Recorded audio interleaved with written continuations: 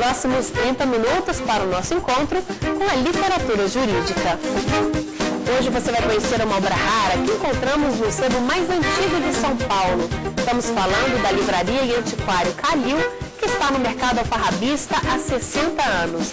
No encontro com o autor, você acompanha uma conversa com a mestre em Direito pela Universidade Federal de Pernambuco e professora universitária de Programas de Pós-Graduação, Fernanda Barreto Lira. Ela vem ao programa para falar sobre sua obra, A Greve e os Novos Movimentos Sociais, lançada recentemente. E no Ex Libris você vai saber quais são as obras preferidas do conselheiro da OAB-DF, Osmar Alves de Melo. Ele começou a se interessar pelos livros desde muito cedo. E além de obras de direito, tem fascínio por livros sobre religião e história. Fique com a gente porque o Iluminuras só está começando.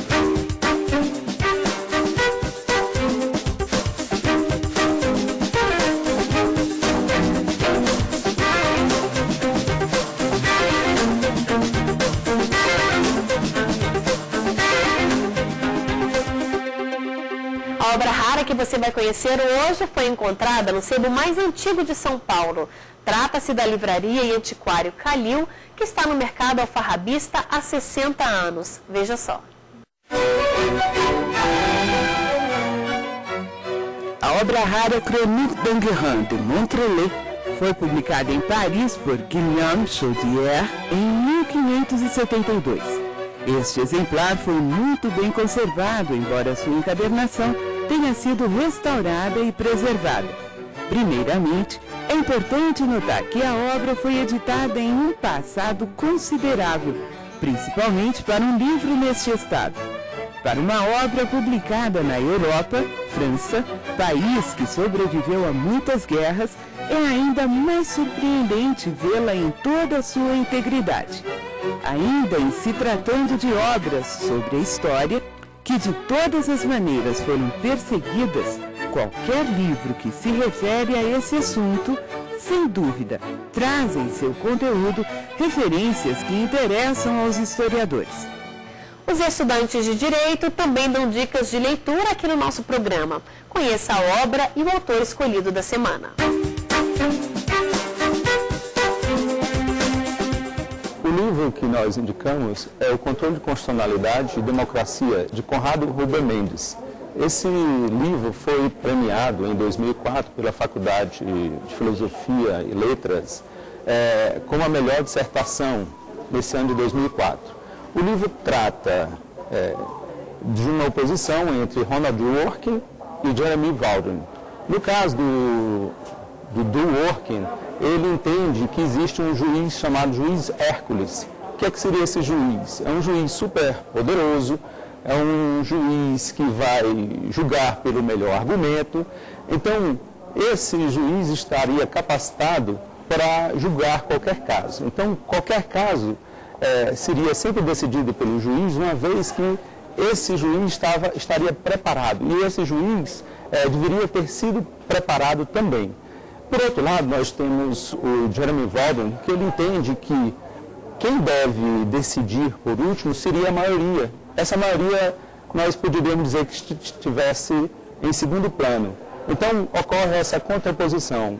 Quer dizer, um só, no caso, a corte, e, por outro lado, a maioria que estaria sendo preterida. Então, é um livro interessante porque aborda esses dois dilemas, né? Por um lado, nós temos Dworkin propondo o juiz Hércules, por outro lado, nós temos Jeremy Vaughn dizendo que a maioria não poderia ser colocada em segundo plano. Então, cada autor é tratado nesse livro de forma minuciosa e é um livro muito interessante de ser lido e de fácil leitura.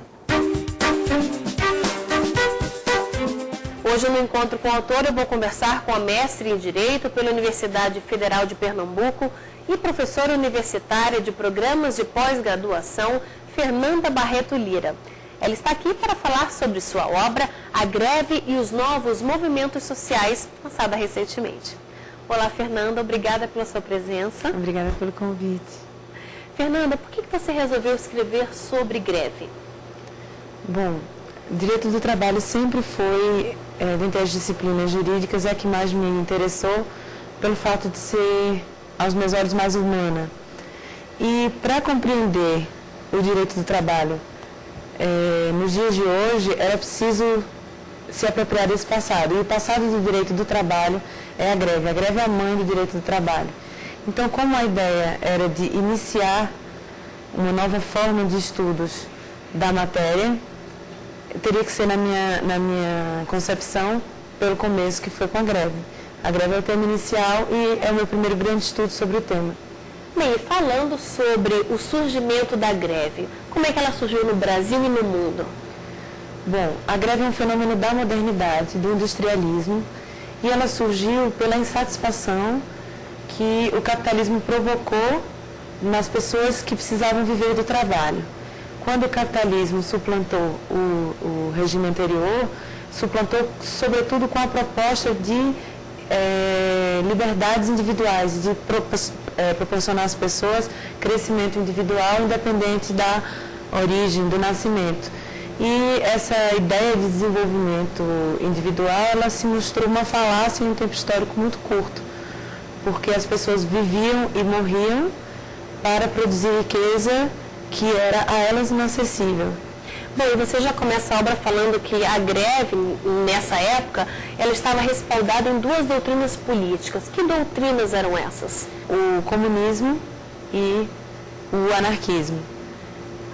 Talvez, dentre esses dois, o mais revolucionário seja mesmo o anarquismo, porque ele falava da liberdade de cada indivíduo e não acreditava em representação.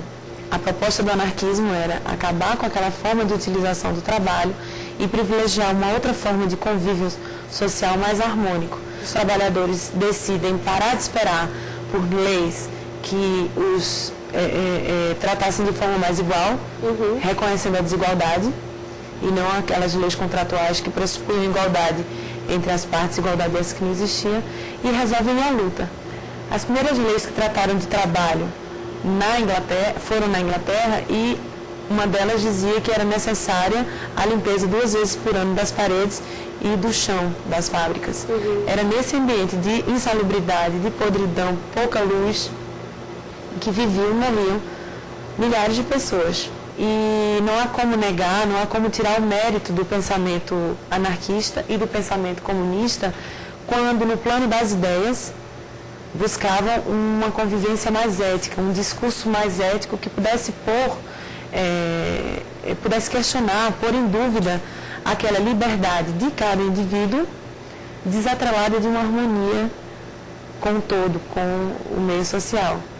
E as greves vieram respaldadas por essa ideia de solidariedade e de busca por mais dignidade e por mais harmonia na convivência. Bom, então você também fala que a greve, ela surgiu antes mesmo dos sindicatos? Sim. As greves foram os primeiros movimentos de insatisfação. E esses movimentos vinham quando havia um tempo assim para o respiro. Sim. Enquanto as pessoas tinham um momento de estar fora das fábricas, ou aquelas que não conseguiam entrar porque estavam desempregadas, podiam se encontrar e respirar e refletir sobre a situação. E aí vieram as primeiras organizações coletivas sem hierarquia, partindo desses debates de ideias que foram os sindicatos. As paralisações eram os atos, digamos assim, de maior força, de maior pungência, quando a situação se tornava insustentável, e o sindicato veio como uma forma de combate perene para tentar reverter de uma forma duradoura aquela situação de opressão. E eu também gostaria de continuar conversando sobre a importância dos sindicatos, mas pode ser no próximo bloco? Sim, claro. O Iluminuras vai para um pequeno intervalo e volta daqui a pouco. Até já!